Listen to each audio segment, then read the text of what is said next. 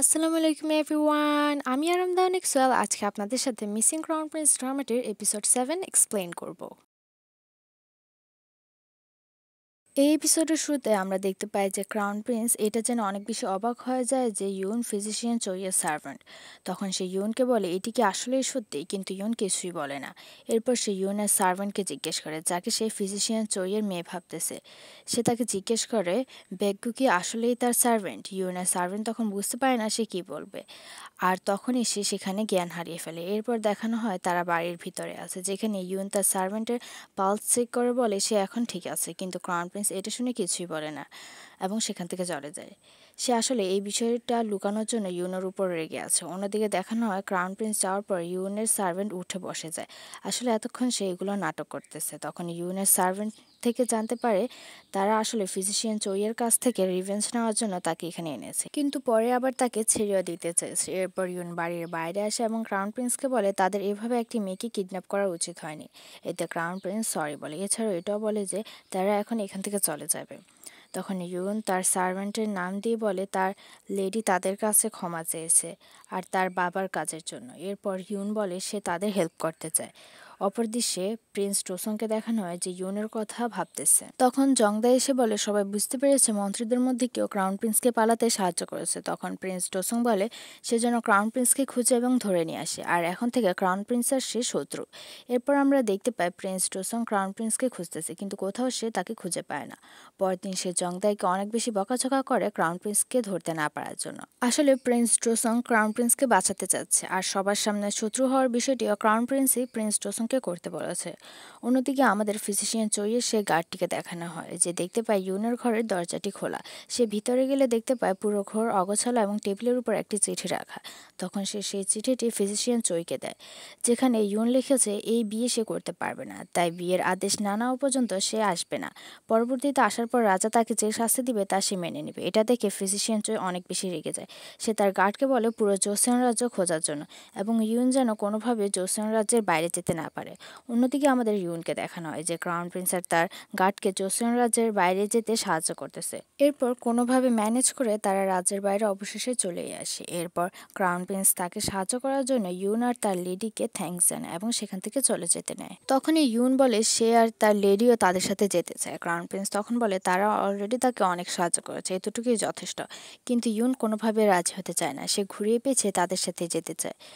এরপর crown Prince আর কোনো উপায় না পেয়ে তাদেরকেও তার সাথে নিতে রাজি হয়। এরপর আমাদের ফিজিশিয়ান চইয়ের গার্ডকে দেখানো হয়, সে ওই লোকগুলোকে মারতেছে যারা ইউনকে গেটের বাইরে যেতে সাহায্য করেছে। তখনই সেই লোকটি গার্ডটিকে বলে ইউন আর তার সার্ভেন্ট সহ আরও দুজন লোককে সে গেটের বাইরে নিয়ে গিয়েছে। গার্ডটি তখন ক্রাউন প্রিন্সের ছবি দেখালে লোকটি হ্যাঁ বলে। গার্ডটি তখন ফিজিশিয়ান চইকে এই বিষয়টি জানায়। এটা শোনার পর ফিজিশিয়ান চইয়ের তো যেন পায়ের নিচের মাটি সরে যায়। তখন তিনি বলেন এর মানে ইউন তার সাথে দেখা করার জন্য বাড়ি থেকে পালিয়ে গিয়েছে। এরপর তিনি তার গার্ডকে বলে যেভাবে পারুক ইউনকে খুঁজে আনার জন্য। অন্যদিকে আমাদের ইউন আর ক্রাউন প্রিন্সকে দেখানো হয়, যারা থাকার জন্য একটি গুহায় আশ্রয় নিয়েছে। ক্রাউন প্রিন্স তখন আবারও ইউনকে বলে তার উচিত তার লেডিকে নিয়ে রাজ্যে ফিরে যাওয়া, কিন্তু ইউন রাজি হয় না। অপর দৃশ্যে আমাদের রাজাকে দেখানো হয়। ফিজিশিয়ানরা তাকে চেক আপ করার পর জানায় রাজার অবস্থা এখনো আগের মতো। কুইন তখন তাদেরকে চলে যেতে বলে। এরপর কুইনের সার্ভেন্টকে ডাকে এবং বলে রয়্যাল ফিজিশিয়ানদের উপর ভরসা করে তারা আর বসে থাকতে পারে না। সে যেন জোসিয়ন রাজ্যের একজন ফিজিশিয়ানকে নিয়ে আসে রাজার চিকিৎসার জন্য। সার্ভেন্ট প্রথমে রাজি হতে চায় না, কারণ রাজ্যের নিয়মের বাইরে এটি। এরপর আমাদের প্রিন্স ডোসুনকে দেখানো হয়, যার দায়িত্বে বর্তমানে ক্রাউন প্রিন্সের সার্ভেন্টকে রেখে গিয়েছে। তখনই কুইনের সার্ভেন্ট এসে তাকে জানায় কুইন বলেছে একজন ফিজিশিয়ানের ব্যবস্থা করতে। এরপর আমরা দেখতে পাই রাতে সেই সার্ভেন্টটি সবার আড়ালে একজন ফিজিশিয়ানকে রাজ্যে আনে, কিন্তু পথে তাদের কুইন ডোয়াগারের সার্ভেন্টের সাথে দেখা হয়। কুইনের সার্ভেন্ট তখন কোনোভাবে বিষয়টি ম্যানেজ করে ফিজিশিয়ানকে রাজার রুমে নিয়ে আসে। তখনই রুমে কুইন ডোয়াগার, ফিজিশিয়ান চই আর ইউকিউম আসে। ইউকিউম তখন কুইনকে বলে তার রাজ্যের নিয়ম মেনে চলা উচিত, কিন্তু কুইন কারো কথা এসে রাজি হয় না। এরপর ফিজিশিয়ান চোয়ে রাজার চেক আপ করে এবং বলে রাজার পালস স্লো চলতেছে, কিন্তু এতে অতিরিক্ত চিন্তার বিষয় নেই। এরপর সবাই সেই রুম থেকে চলে যায়। কুইন ডোয়াগার তখন কুইনকে বলে সে জানে কুইন তাকে অনেক বেশি ঘৃণা করে। কুইন তখন বলে হ্যাঁ, সে তাকে অনেক ঘৃণা করে। সে তো এখন তাকে মানুষও মনে করে না, কারণ একজন মানুষ কখনোই তার পরিবারকে এইভাবে ধ্বংস করতে পারে না।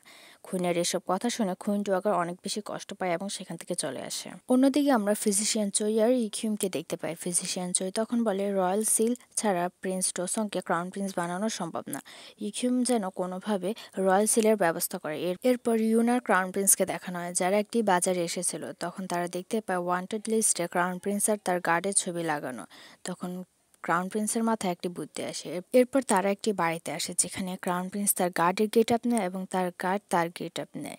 এরপর ইউন আর তার সার্ভেন্টও তাদের গেট আপ চেঞ্জ করে। ক্রাউন প্রিন্স তখন ইউনকে দেখে ভাবে তাকে একজন লেডির মতোই লাগতেছে। এরপর তারা সেখান থেকে চলে আসে এবং জঙ্গলের একটি জায়গায় বিশ্রামের জন্য বসে। ক্রাউন প্রিন্স তখন তাদের থেকে একটু দূরে গিয়ে দাঁড়ায়।